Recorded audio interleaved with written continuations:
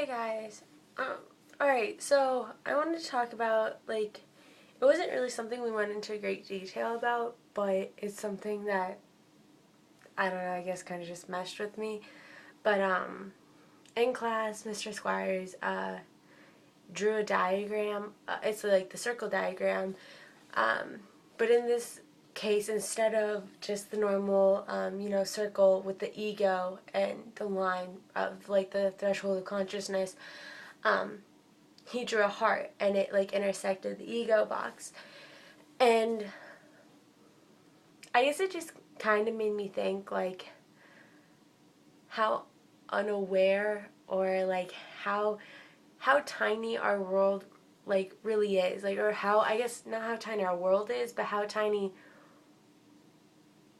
our like sense of reality is, I guess. And the fact that like none of us really know what love is and what we like think is love, or like our concepts of love and how we think love should work is so far off of like what the reality of love is that it's unreal. Like, you like in the picture Mr. Squires drew, it was like a fraction of the heart intersected your ego box, which means a fraction, literally not it was like a 16th of what we know about love is like that's our sense of reality. And that's just really crazy to think. It's crazy to think about that, like, we don't really know what reality is because we box ourselves into this little thing so tightly that we don't like allow ourselves to to realize what reality is.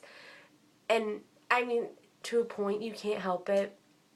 And like, of our whole conscious mind, like the amount of it, like it where the threshold of consciousness is, like we we have less than like a 50% idea of what our conscious mind knows. But it's so amazing that, like, for as smart and sophisticated that like a human being is, that like we really have no sense of reality. And our our minds can't like figure out any more than what we know.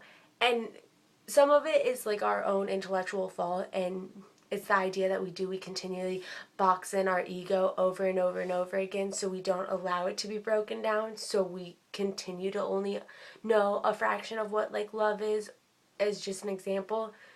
But at the same time, there's only so much we can do, and our subconscious mind is so much bigger and actually has a much bigger role in our lives than most people realize. And I think that's kind of really crazy. Like, all this, like, the talk of the subconscious mind and how much, like, of an action in your life it actually has, and how eventually your subconscious is what breaks down your own ego, is, like, it's almost scary in a way, because in a way I want to know my subconscious.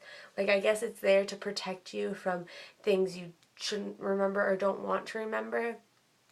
But maybe if you knew what your subconscious thought, or like knew what was going on there, maybe you would have you would know what reality is. You would know what like the real world looks like, because all we know is what like our little ego box and our little head says this is what the world looks like, and we have no proof that that's how it really works.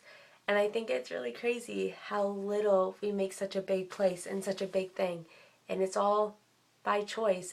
If you choose to break down your ego box and you choose to learn things that maybe make you a little uncomfortable, but in the long run you're like opening up your mind, it allows you to look at the world in a whole new way. And I think if a lot of people did that instead of a very small fraction of the world, that maybe we'd have like a better sense of like how to live life to its fullest and how to live life legitimately happy.